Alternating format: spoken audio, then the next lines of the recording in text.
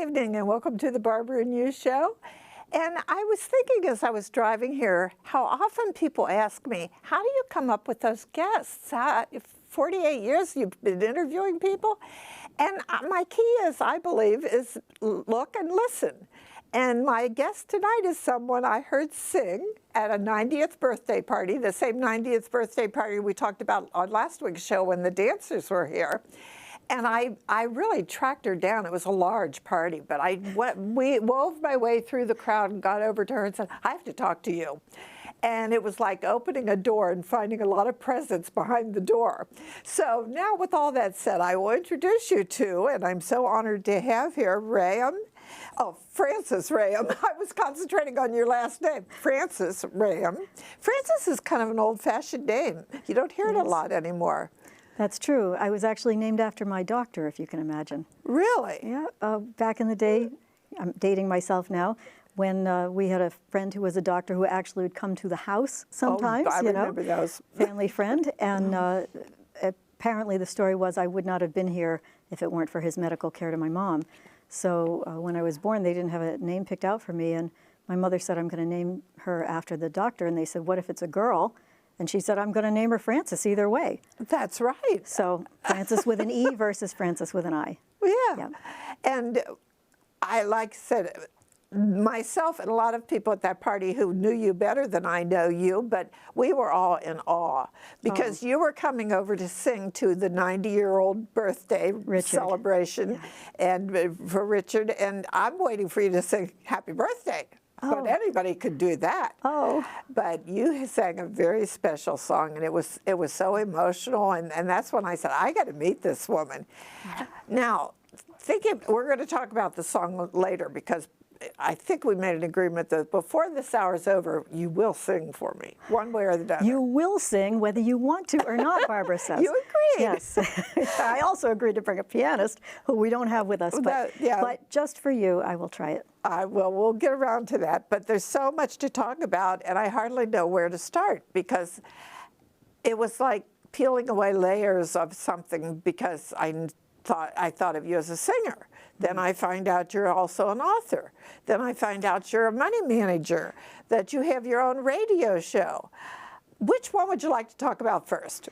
You. I would like to talk about you first because I did feel like we were kindred spirits right away. I thought you were a party guest, and next thing I know, you said, I have this show on Community Access TV, and I said, so do I. And so it was an easy fit for us to get together and chat about this. But, you know, there is that sort of saying about jack of all trades, master of none. In fact, I sing a song that has that line in it. But I would say that both the music and the entertainment side of things and the financial side, the mathematician side, although I'm not an expert mathematician. I never claim that.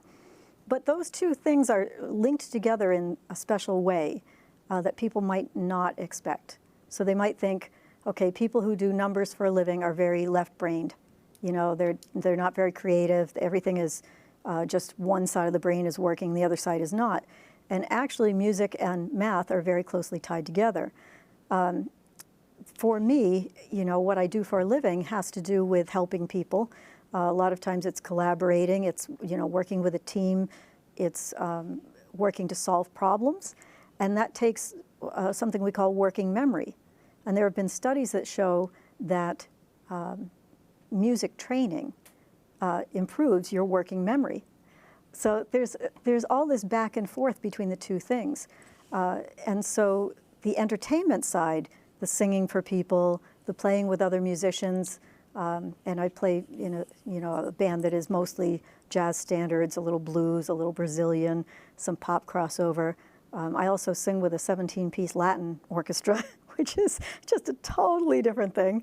But those skills... So that means you're bilingual as well? No, actually, no. I do sing some songs in Portuguese, Brazilian, but only phonetically. I don't speak the language.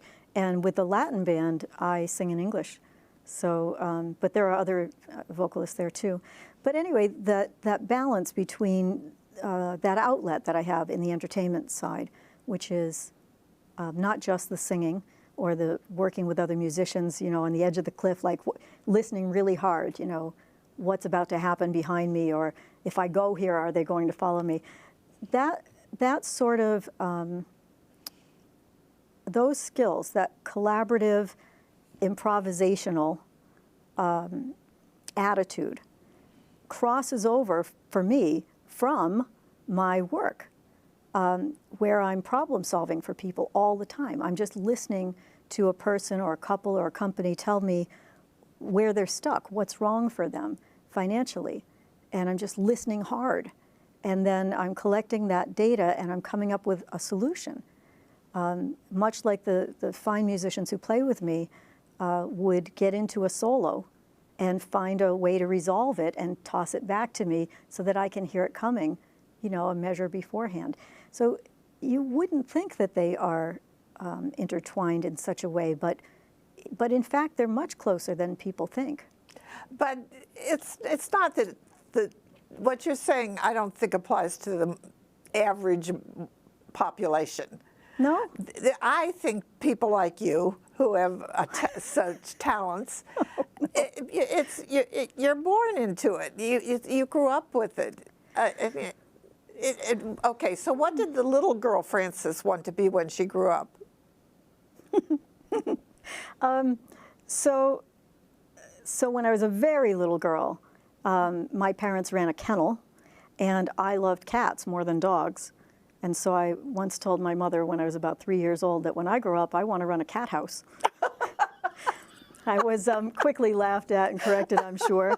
And then by about age 11, when I started to play the guitar, self-taught guitar player, not with my band. I don't hang at the same level as these musicians do on guitar. Then I wanted to sing for a living, and I sang country music and worked my way through school doing that. And I was once offered an opportunity. I haven't had the pleasure of you singing country. I love country music, and I watch the country music on TV whenever I get a chance to. And but not everybody can sing, just like not everybody can paint. Not everybody can be a writer, which is another aspect of your life. Is the which book was it? This is the book we're talking about, right? This is so embarrassing to hear all the things you think I do well. Oh, honey, just enjoy it. Just enjoy it. I'm always sincere. Thank you. I wouldn't tell you if I didn't believe it. But I'll tell you about how bad I am. I'm so bad at singing that I pantomime in church. Oh. And I had our music teacher when I was in junior high school. She also was our minister's wife. But she used to say to me, if you sing louder, you'll be able to tell how far off you are. And I'll blame it on her, but I have no sense of music whatsoever. But, however, we are both writers. Although I've never written a book, I've published a lot of articles. But you, somewhere along the way, when you sit down and said, I'm getting bored, I think I'll write a book. No. Tell me about this one. Now, you said this was actually the second book you wrote, but sort of similar to the first one? Yeah, the first book was called Debt or Alive. And about 15 years ago, I started a company to get people out of debt. That's a story we'll get to, I'm sure. But I had never written a book. I had written also many articles. And this gentleman who co-authored the book, Eric Weld, and I worked on it together. And that was about collaborative process, and I loved it. It was just, it took a couple of years to put it together, but I loved it. And the premise was that we would ask clients if they were willing to tell their true life stories. And much to our delight, they were, and they just gave them over to us. And so we found a smattering of clients that all had a different story. Everything from I want to take a vacation to Hawaii to I walked out of my house and my car had been repossessed, right? Or, we're getting married and we both have money, but we don't know how to combine this and move forward. So we took all of those stories just as they told them, and we juxtaposed them, every chapter, with some advice from me that pertained to the person or the couple's problems. So that was all about debt. That was Debt or Alive, all about getting out of debt. Not necessarily a how-to book, but a book to help people not feel so alone, not to feel like they had no hope. I wanted people to understand that there are solutions, whether you think so or not, to getting out of debt, including mortgage, student loans, credit cards, everything. And I did not find that it was out there in the public. So we wrote the first book. I've been running a company called Hug Your Money, which we developed, wrote some software which today is patented, and then fast forward, and people kept telling me, the book is great, but it doesn't reflect where the business is today. So what happens when you get a lot of people out of debt is that they have money, and they say, we want you to invest it for us, or we want you to help us build a budget. We want you to help us with our next step of financial solutions. And so even though I was a registered investment advisor and I had, quote, retired from that when I started my company about 15 years ago, I found myself coming back into it by way of request. You know, people were saying, I trust you, you got us out of debt, what do I do? So we wrote Retire Debt and Retire Well, which is basically, in truth, a rewrite of Debt or Alive to bring it up to date, to talk to people more about budget, more about retirement planning, more about the kinds of things that happen after you get out of debt. And it's still filled with the same kinds of stories that you would get in Debt or Alive, these real life stories, which are sometimes funny, sometimes heart-wrenching. But yeah, it was really just a labor of love. I never expected it to be a bestseller. I just wanted a way to get the word out to people who might not be in a place where they wanted to pick up the phone and call me, but they might say, I'm going to read that book, and they might come away from it feeling less alone and more empowered, and that was the goal. There's been a lot of TV commercials lately about people that are in debt to the IRS. Yeah. And when I hear some of these people's testimonies saying, yeah, I was behind in my taxes, $58,000, that doesn't happen overnight, folks. You'd be surprised, actually. It can happen. In their defense, it absolutely can happen overnight. I'll give you some examples of how that might work. We just went through this thing with COVID, and there was a period of time when people were able to take money out of their 401ks without a penalty, even if they were under 59 and a half, because of COVID. Oh. But if they did not pay it back, then it all became taxable to them. And if they were under 59 and a half, they also had a penalty on that. Aha, now, I never would have thought of that. Oh, there's a million things like this where people can get themselves into trouble. Part of what I try to do is minimize that stigma of debt. People hear debt and they want to say, I don't have any debt, or people in debt are stupid, or people in debt are lazy, or people in debt, weren't responsible. And I promise you, at least our clientele, very few of them, that's the case. Most of the time, they were going along just fine until something happened. They lost a job. They couldn't, at the end of COVID, pay that money back to the 401k. They got hit with all the taxes. They're self-employed, and they just, were making ends meet, and they weren't paying their taxes for a year. And at the end of the year, the accountant says, hey, you owe this much money. But I do want to speak to you about those ads that you see about, if you owe more than this. Those, you have to be very careful with ads like that. Some are legit. Some are attorneys that are saying, look, we'll file what is called an offer in compromise for you, and we will talk to the IRS, and based on your finances now, we'll figure out what you can afford to pay, and we'll make a deal with the IRS. That's a legitimate service, but there are a lot of them. The ads like, pay off your debt for pennies on the dollar, and just make one easy payment. So many of these ads are designed for the middleman to make money moving your debt around or telling you not to pay your debt. And it infuriates me because most of the time the client ends up worse off. So I'm really glad you gave us that explanation, because I wonder about every time I see those commercials, it kind of makes my teeth itch. Yeah. And I think people, you do have to be so cautious. Now, I'm going to back you up a little bit, because you said when I started my business. Now, which one of your businesses was that? Okay, so I really only run one kind of business, which is a financial coaching business. But it has been through several versions. So when I retired from doing investment work the first time, right, I said, I'm going to start this business about getting people out of debt. And I named it Power Down Debt, which was exactly what I wanted to do. Like, yeah, power down your debt. And time went on. We were quite successful. We had a lot of clientele. People were very happy getting out of debt.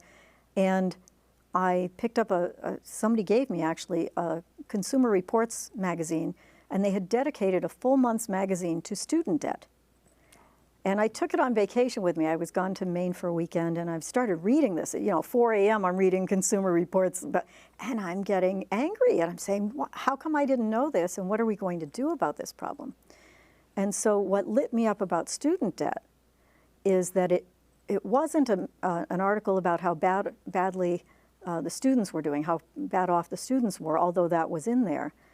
What really got me was that it was talking about people over 65, and that people over 65 were still paying their own student loans, paying for their kids' student loans, refinancing their homes, not retiring, et cetera, and that students were delaying what we call life markers, having a baby, buying a house, getting the career started, by 4 years on average. And when I read that, I thought, well, why can't I just do the same thing with student debt that we've been doing with mortgages and car payments and credit cards? And it turns out I could. So I started a separate branch of the company called Hug Your Student Debt. So now I had Power Down Debt and Hug Your Student Debt. And the promotion for both companies was very separate. But that soon became a little silly because the overlap was, inexplicable. So we kind of merged them a little bit along the way and tried to figure out what we were going to do next. And in the middle of all of that came this real need for retirement planning. It just happened that I'd had enough clients that were getting out of debt fast enough that I was getting more and more and more questions about, but what about my retirement? And so we relabeled the company as Hug Your Money, Inc., and that's what it is today, Hug Your Money, Inc. And if you go to either one of those other two websites, it will just bring you to Hug Your Money, Inc. So it's all under one umbrella. Now, are you a certified public accountant? No, thank you. No. Yeah, I didn't think you were. I know you have a Ph.D. in what? Finance. Ph.D. in finance. Yeah. Well, that's good enough. That's better than good enough. Again, you created your own company. It's not everybody that can run their own company. Do you have other employees? Yes. I want to say something about the doctorate thing for a minute, because it's always great that people recognize that, but I want people to really understand that what I do for a living, how I help people, is mostly from the school of hard knocks. It's mostly growing up with a family that didn't have any money, but I didn't really notice, right? They made sure that they could make ends meet certain ways. It's mostly about my own story, which is in the book, about having to file a bankruptcy when I was 23, coming out of a terrible divorce and getting $95,000 of unsecured debt just dumped on me. And I scrapped to try to make ends meet and pay it off. And then finally, sobbing uncontrollably in an advisor's office, understanding that, no, I must file this bankruptcy. And even then, I filed Chapter 13, which meant that I had 5 years to pay off the debt, and I paid it off 34 months early. And so I'm not bragging about that, but those kinds of experiences caused me to have a certain empathy for people who run into financial difficulties. I was doing everything right. I had a great credit score. I had a good job. I was doing everything right, but life happened, and that's the case for many people that I see. So necessity is the mother of invention. I started this business because I couldn't find a solution to my own problems years later, and everything I looked at either harmed my credit or just only looked at credit card debt. And I didn't have any credit card debt to speak of at that point. I just had mortgages and business loans and all of that. So I needed something to address it. Thank you so much for sharing that, because it's easy to, when you're at the level you're at now, to just, you don't have to tell your story, but it helps other people to relate to theirs, and that you really can help them and you care. I do care. I mean, I do what I do. Yes, I love it, but I certainly didn't have to develop software, go through the patent system, build this incredible website with all these tools and videos. We produce a weekly show, as you know, that's on the radio and public access TV as well. that all takes, you know what that takes to do every week. And we do it just to get the word out there about financial wellness and financial literacy, which for whatever reason, I've yet to figure it out, we just don't teach in the schools. We teach economics. We teach stock market stuff. We don't teach people how to make a budget and pay their bills on time and save for the future. I don't understand why that has been pushed to the wayside, but it has. Even the government puts a course out about financial literacy and at a high school level, and the high school teachers will call me in to fill in the piece that is missing, which happens to be about managing debt. Huh. How do you compare being on radio versus TV? Oh, what an interesting question. Because you do both. I can tell you're a pro. So again, the line is blurred for me. I've been on radio for 15 years, I think, and on TV we do the Baseline show, which we'll talk about later. That's an entertainment. That's on the entertainment side, and I do financial fitness with the Money Doctor, which I used to do in a studio like this. I used to go in and interview in person, but now with the advent of technology and my limited time, what we do is we do Fraser Crane. My co-host, Jess Tyler, who's the news director at WHMP Radio, we've set it up so we can do a Zoom meeting. So we have Jess on one screen, I'm on another screen, and our guest, if we have one, is on a third or fourth screen. And we videotape the radio show, and then that goes to the community access stations and YouTube and every place you get your podcast. Well, we did the Zoom thing during COVID. My show came from my kitchen. The advantage was I could interview people in California and New York City and all that. Yep. But I really liked it when I got back to the studio. I like it in the studio too. Yeah. It just seems more personal. And now I notice that the minutes are flying by, and we have a video we're going to show, and then you can tell us about. Do you want to introduce it in any way? I maybe should give a little background to this. So the video that they're about to see is a close friend and our bass player for several years named Don Baldini. And Don Baldini sadly passed away after a long battle with cancer in March of 2023. No, March of 2024, excuse me. And he was a larger-than-life person who toured with Frank Sinatra for 4 years.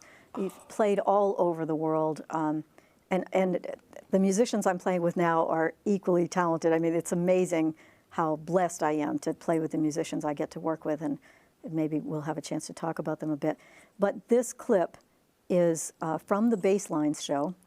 Don is a bass player, was a bass player, and we started this show as a way for Don to tell his stories, because every time we were at a rehearsal or getting together for dinner or anything, the stories would come out, and I'd say, oh my gosh, you did with what? With who?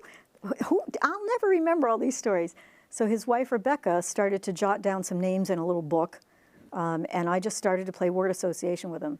Okay, Don, who are we going to talk about today? And I would just wind him up and let him go. And this particular time, he was talking about, this clip we're going to see, he was talking about a time that he thought was very special on the road, and he would say, a little birdie went off in my head and said, remember this moment. And so that's the clip you're about to see of Don playing the bass. You won't see Don, just like he said, he's like, where's Waldo? He's behind the bass, and this is what he's watching. Okay, great. We get to the gala, of course, it's a big deal. Frank is the host. And one of the things that was really interesting was Mikhail Baryshnikov was in town doing something. Boy. And Frank found out about it, or Mikhail found out about us.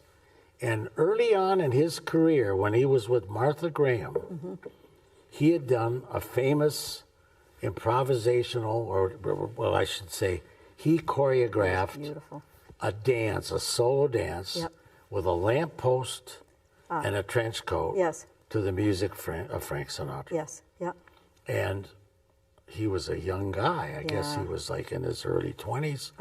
So he finds out that we're doing, and so without any rehearsal, he shows up at the gala, and Frank tips off Tony Mottola and I and Joe, because we're the only ones that play, on One for My Baby. And here we are in the middle of the show. not rehearsed. Frank takes off the tie, sits on the side of the stage. I guessing it was probably Jack Daniels, although it was in a coffee cup, but sits on the side of the stage, lights up a cigarette, which I can't even imagine was permissible. Yeah, right. And suddenly a little pin spot comes on, and they put an old-fashioned lamppost on the stage, and here comes Baryshnikov up the steps, because it was a raised stage, almost like a boxing arena. And there he is with the trench coat, and he too has got the tux with the open collar, just like Frank. And we do, it's 2:45, there's no one in the place. And he starts dancing. And I remember saying to myself, remember this moment. This is pretty special. You've got, first of all, two giants of entertainment. Oh my gosh, Frank Sinatra with this definitive Harold Arlen song, which a lot of people have recorded, including Tony Bennett. Oh, it's But such a no good one song. ever did it like Frank. No. No one ever did it even close to Frank. And it's a song about unrequited love, a guy with a broken heart who's singing about his lost love. And here we are with Baryshnikov dancing and Frank singing. It was like just this magical. And of course the audience was mesmerized. When the thing finished, I remember there was a good 3 or 4 seconds, which is a long time for no applause. Dead silence. And Right. then all of a sudden, people started to clap, but it was really magical. Yeah. But yeah, it was amazing. It was just amazing. Yeah. You know, and to think that, you know, I was actually playing while he was dancing. It was just amazing. You know it when you're in that magic moment, right? You know right then. Something is different about this. Yeah. It's the zone. At that one time, everything comes together. It's all seamless. It's all easy, and people feel it. Easy and sad. Well, and what Frank did, the drink and the cigarette, completely come on. appropriate for the song. Yeah. And, you know, here we were, nobody's going to come say, oh, Mr. Sinatra, you can't smoke on stage. I mean, it was just one of those magical moments that happens, you know, every now and then in show business.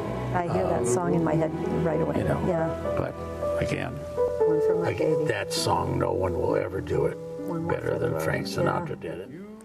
But he had a way, he's just talking to you. In fact, to this day, one of my favorite songs is the Matt Dennis song, Angel Eyes. Oh, yes. Oh. Angel Eyes. Sure. Haunting melody, right. But Frank started it with, so drink up all of you people. Yeah.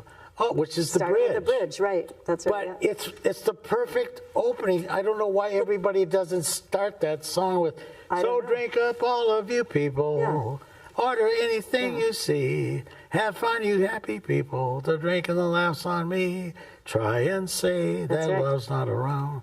I mean, it's like, oh my God. It should have been written that way, actually, because that bridge is really like a verse. And Well, speaking of like verses, there it is. I've got this wonderful recording called Sinatra and Strings, which Don Costa, the beloved Don Costa, who wrote for all kinds of people, did the entire album. Okay. Wow. And that's you interviewing your friend. Yes. Oh yes. my goodness, what a thrill. And how you put that together with the video. Oh. Wow, that is extremely impressive. Well, he made it very, very easy. That show was all for Don Baldini. We will continue it now with other musicians who have CVs like that and other artists.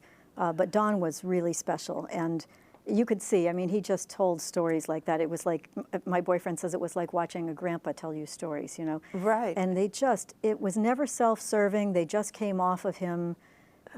Just easy. He just wanted to share those stories. Yeah, amazing person. Right, and I had the privilege of seeing Sinatra in concert because when Worcester used to have, I forget, what did they call it, the Centrum in Worcester? Yep. It's called, he was the opening act for the first show there. Yeah. And it was what a thrill just to see him in concert.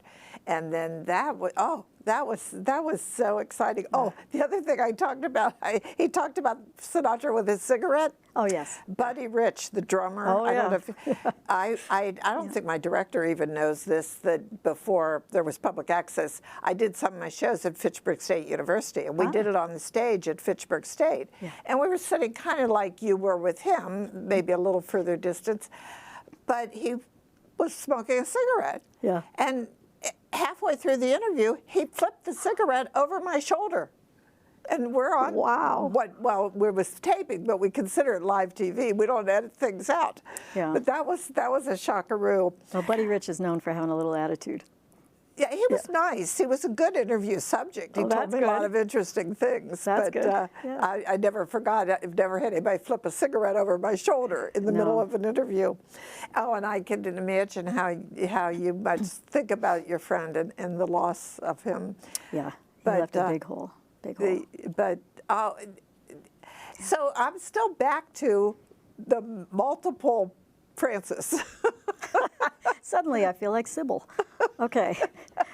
If I asked you of all the things you do, your finances, the music, the writing, Sure. just making people feel better about themselves. Yeah. If you had to just select one thing to concentrate on, what would it be? Wow. Ooh, it's so hard. I don't think I mean, they kind of come together for me. If I could just do one thing, I think I'm very interested in people in general. What makes them tick, their stories, seeing them improve, seeing them light up. Whatever I could do that would be that one thing of working with people and seeing them, empowering them and making them feel better. In whatever role that would be, I would take that. Yeah. So those are basically your goals that you impacted to all the things that you do. They enjoy your music. I'm fortunate that they seem to enjoy the music and they seem to get good solutions in the business. And yeah, I'm incredibly blessed. I mean, I can't believe that I get to do all of these things, and I get to do them at a high level with wonderfully talented people, both in my regular work at Hug Your Money. I have a small, very talented, great to work with team, and in the music with the band. Just can't believe my luck. I keep thinking I'm like Darla in the Our Gang comedies, and pretty soon somebody's going to notice I'm there and they're going to pull up the ladder, I used to feel when I first started doing my TV show, if I went on a remote shoot, I felt I should look over my shoulder and somebody's going to realize I don't know what I'm doing. Yeah. But this is something I always like to try to inspire people to give it a try. Don't assume something's going to be too difficult. That's right. Yeah. And you only let them know about the good parts. Swing the bat. Just swing the bat. Right. If you strike out, swing the bat again, because sooner or later you're going to hit the ball and it's going to feel great. Yeah. And I asked you in the green room after you got here, and we're chit-chatting a little bit, and I said, would you mind or would you be willing to sing a cappella? Because I so enjoyed hearing you sing. And you did have good musical backup with our friend Alan running the music along with your song. I don't remember the name of the song. So that's the song that I sang for Richard for his 90th birthday, which was Young at Heart. And the lyrics were about, telling a story to Richard, and that's why it had the impact. I certainly was pleasantly surprised that so many people were brought to tears. And I mean, you live for that, right? When you're singing something, you just hope to reach the audience in a way that causes that emotion. But while we were all watching you and listening to you, you were making him feel like there wasn't anybody else in the room but the two of you. Richard is such a wonderful person anyway. Yes, but I said, would you mind singing a cappella? And a lot of people would have turned me down, but you didn't turn me down. Well, I wanted to. I wanted to, but I will say this, nothing I would sing a cappella would ever sound like you remember it sounding with that song. But I will take a little liberty, a very brave and probably foolish liberty here. I think what spoke to people about that song was that the lyric was so perfect for that moment, and I was just telling a story to him, and I was just delivering this song to him.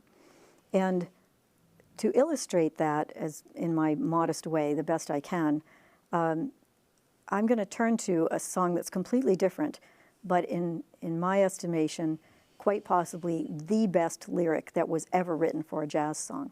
It was written by Billy Strayhorn, and legend has it that he wrote most of this song when he was 16. But even if you give him a few years difference, even by 19, it's still astonishing that a person of that age could write a lyric like this. But Billy Strayhorn was a pianist, lyricist, arranger, composer. He worked with Duke Ellington for about 3 decades. And this song is when I'm talking about math and music going together, if you look at an octave, every note is 5.95% higher than the last note. So the math and music are constantly intertwined like this. This particular song has these ridiculous intervals. It's not easy to sing, so I'm hoping that people will forgive me this attempt, but I want to do it in a way to illustrate what happens with a lyric when you get something this unusual. And I know you don't know this tune. Okay. It's called Lush Life, which right away tells you there's a double entendre there. So here goes. Boy. I used to visit all the very gay places, those come-what-may places, where one relaxes on the axis of the wheel of life to get the feel of life from jazz and cocktails. The girls I knew had sad and sullen gray faces with distant gay traces that used to be there. You could see where they'd been washed away by too many through the day. 12 o'clock tales. Then you came along with your siren song to tempt me to madness. I thought for a while that your poignant smile was tinged with the sadness of a great love for me. Ah, yes, I was wrong. Again, I was wrong. Now life is lonely again, and only last year everything seemed so sure. Now life is awful again. A truffle of hearts would only be a bore. A week in Paris would ease the bite of it. All I care is to smile in spite of it. I'll forget you, I will, while yet you are still burning inside my brain. Romance is mush, stifling those who strive. I'll live a lush life in some small dive, and there I'll be while I rot with the rest of those whose lives are lonely too.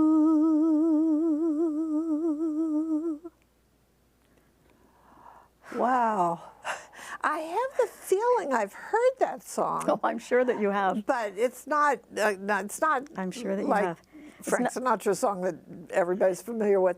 Yes. And you could. How do you remember all those lyrics? And those are the lyrics are such a story, aren't those? they? That's what. That's why I chose that song on the moment's notice, because so that's working memory we were talking about earlier. That music training can improve working memory. For me, lyrics are a story, and they peel off in my mind in that way. Now, for instrumentalists who don't listen to lyrics at all, they just play instrument, they're like completely lost. Sometimes in the band, I'll say, you know, no, we're at letter C where the lyric is, and the guys look at me like, lyric? What lyric? You know, there's a lyric there, you know. But that, you heard that weird, haunting melody with all these intervals, all these movements. Imagine somebody of his age writing something like that. And it has stood the test of time. If you ask anybody in the jazz world about Lush Life, the first thing they'll go is, oh yeah, God, good luck, you know.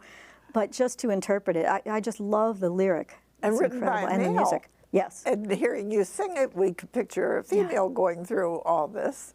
Yeah. That was really quite beautiful. And thank you for doing it, because a lot of professional people wouldn't have done it, you know, the way I just threw it at you and Yeah. said, would you mind? Well, it doesn't put you in the best light, but No, as that was great. we've been talking about, you know, you have to have some guts.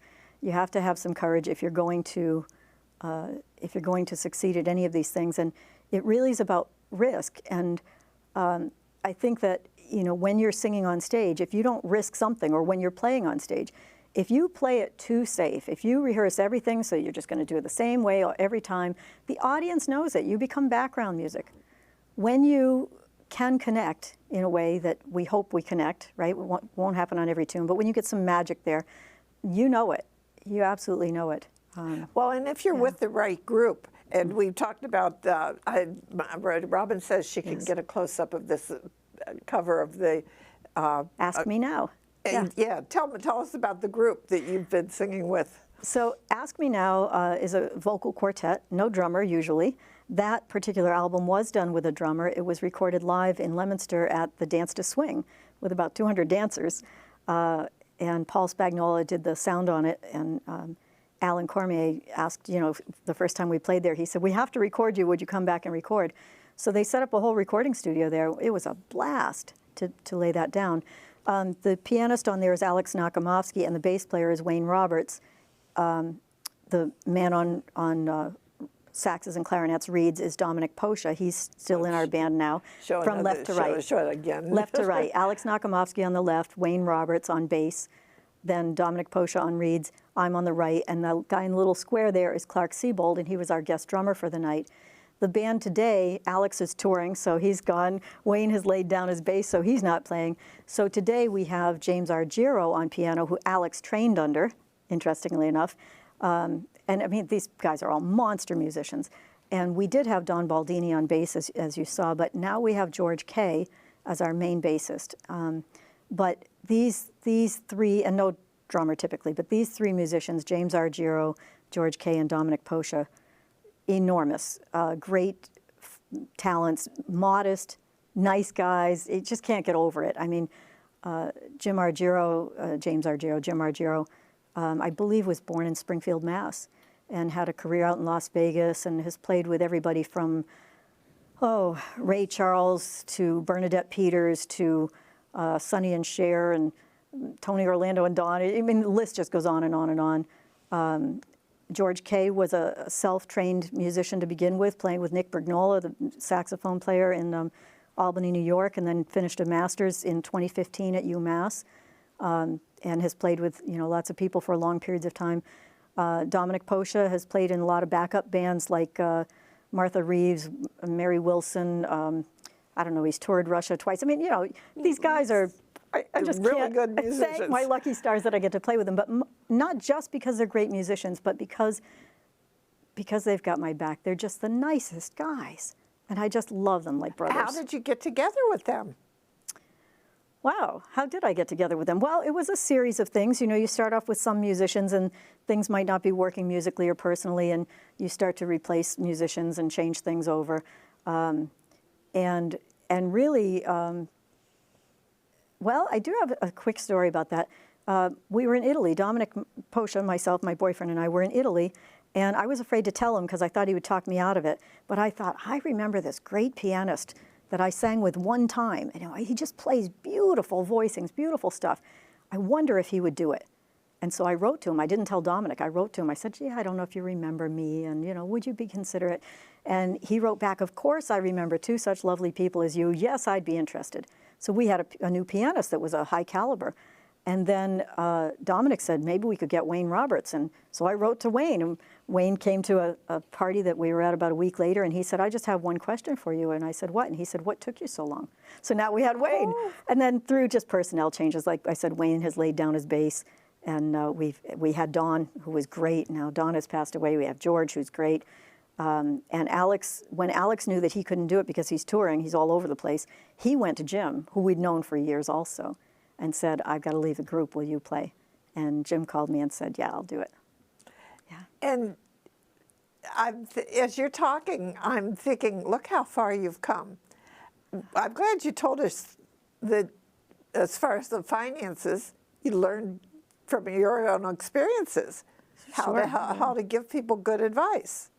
Hopefully, yes, that's the goal. And when did you discover that you're also a wonderful singer? I haven't discovered that yet. I keep trying, and that's not being modest. Dominic has to talk me out of it sometimes because I just feel like I will never be at the level that these guys are at. But they will also say, "Look, we don't sing. You know, you're the one connecting with this audience this way." So I would not say that I'm a wonderful singer, to tell you the truth. I don't have, as you've all just heard, I don't have the world's best voice. I'm not a Whitney Houston or Barbra Streisand. I'm not ever going to be anything like that. But I do have a passion for the music. We try to choose music that connects with people, especially lesser known, what we call lesser known gems, things that we think we can bring to the table that suddenly become people's favorites and they now will request them of us. I would love to wake up tomorrow with this, you know, God-gifted voice and all of that, but you work with what you got, Barbara. And I'm happy to keep, you know, I keep practicing, I keep trying, and we record all of our performances, and sometimes I have the nerve to listen to them, and you can learn a lot about yourself if you listen. Oh, people are very critical of themselves. Even You bet. It used to be when I walked in the studio, if something was playing that I was talking, I'm like, Yes. ooh, that voice, who is that? That's me. Yeah. I am always into lyrics. Yes. I did very seldom. I love going to the symphony in person, but I don't listen to classical. But when I'm at the symphony and I can watch what's going on as well, I absolutely love it. But I'm very much more a lyric person. And despite the fact that I can't sing worth a darn, I know all the words to so many hymns that I'm from going to church for many years. Yes. And I'm like, that's not fair but I lay in bed at night, if I can't fall asleep, I run them through my mind, all the lyrics. Perfect. And you have a talent for memorizing your lyrics, apparently. I guess they come easily to me. I might go through a lyric once or twice and I'll have it. I would like to ask you a question, though, if you don't mind, on behalf of my instrumentalists in the band. What is it for you? Because I always say, you know, I don't know what I'm doing singing in front of you guys. I should just sit there and listen to you play. You're all so lovely. What is it for you that works in person musically at say, the symphony that you don't get out of just hearing it? Can you define it? I'm curious, and I'm watching the conductor, and I'm watching the strings and the percussionist, and just watching. It's like a miracle how it's all falling together. And we had a group. I know these people quite. I've gotten to know these people quite well. They're a bluegrass group. Oh yeah. That play in rest homes and nursing homes, Yes. and just out of the goodness of their heart. And they also have a place in Mendon where they play, and they don't ever rehearse. Like at one of the rehabs my son is in, and they come and play the third Thursday of every week. Yes. And they don't rehearse. They're all musicians who know each other so well that the banjo guy's playing, and then he says, "So take it, Mike." That's and right. Mike knows right where to take it. And there's just some special link between those musicians. It's as much fun to watch them as to hear their music. Yeah, that's the conversation. Our band very rarely gets a chance to rehearse, but when you're playing a lot, you're basically, you know, you're always keeping sort of a well-oiled machine. And I think that when I say we're listening hard, it's not that we're sitting there going, "What is Jim playing?" You know, but it's working in the background. Everybody's playing off of each other, and they're waiting to see, am I going to toss a solo to them? Are they going to nod it over to somebody else? Am I coming back in at the bridge? I mean, we even do some little hand signals on stage between us. Oh, really? That, you know, like if I go like this, they know I'm coming back at the bridge. And so they'll bring it to the bridge of the song. Or, you know, this might be top, but we try to minimize those. But it's kind of like a pitcher and a catcher giving each other signals.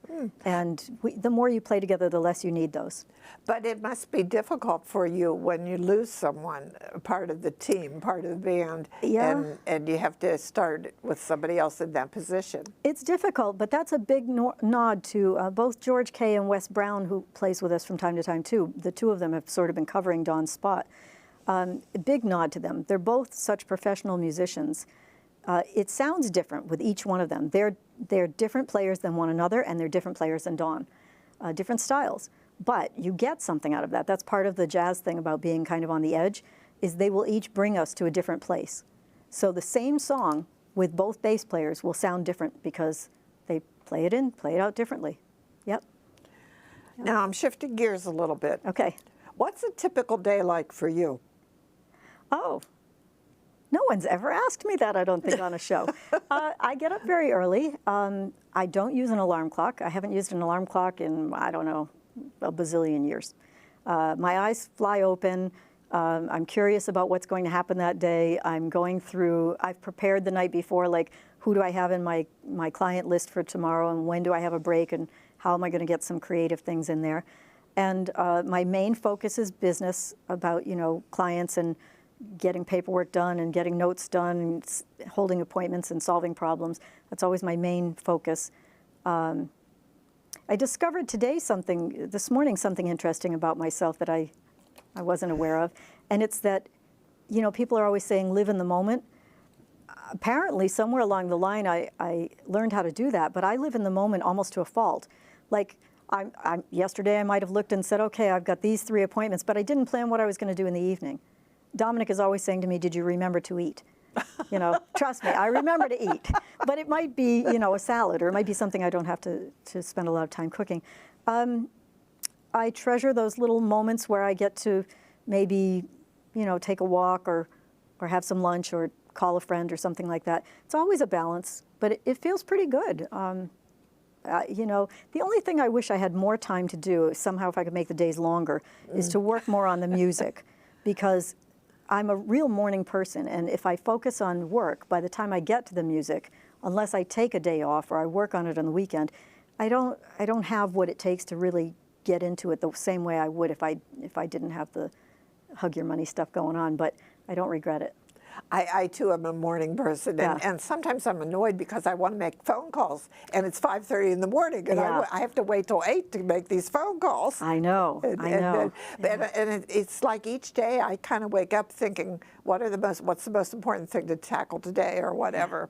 But we both agree that we feel very blessed with the things that have happened in our life. No doubt. And it's not an accident. This is where we were supposed to be at this time. I don't know, but I'll take it. I'll take it, yeah. I'm curious, do you run your business out of your home? I do, yeah. I had another office in another town, but the time has just gotten too busy. Years ago, I used to go to people's homes, and when I started Power Down Dead, I was so busy within a week, I had to convert an annex in my house to an office. I just didn't have the time to go to people's homes. And so, yeah, everything comes to my office. And it used to be that people came into my office. Now all my meetings are on Zoom. I can work with anybody in the world. So, yeah. Yes, the technology is amazing. Yeah. But in our we have about a minute left. Ooh, went fast. Is there something you want people to know about you that I haven't asked you the right question?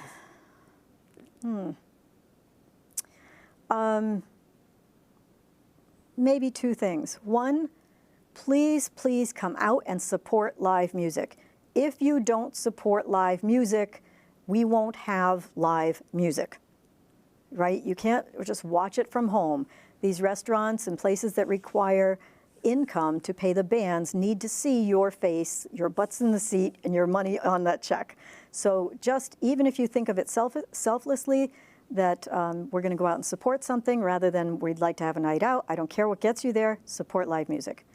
And the second thing is, I think, don't be afraid to ask for help about your finances. You are not alone. Nobody knows this stuff, and I don't care what has happened to you. We're just going to call that so what. There's not going to be any judgment about how foolish you've been or anything like that. That's just so what. And now we pick up the pieces from here and we move forward in a proactive manner. Very wise statements. And Thanks. too many people hold grudges, I find. Yeah. When something goes wrong, forget it. Put it behind you and put one foot in front of the other and keep moving. There's no percentage in it. It's not going to help you to worry, to feel bad, to blame your partner. It's not going to help you. You need to take one step and then start to recover. Yeah. Well, Frances Rahaim, I am so glad we met and that you agreed to come all the way out here to do my show. It was a Thank you pleasure. so much. I enjoyed every minute of it. Thank you. Thank you, Barbara. Anytime. And of course, I thank you for watching and hope you'll join me again next week. This is Barbara Foster saying good night and God bless you.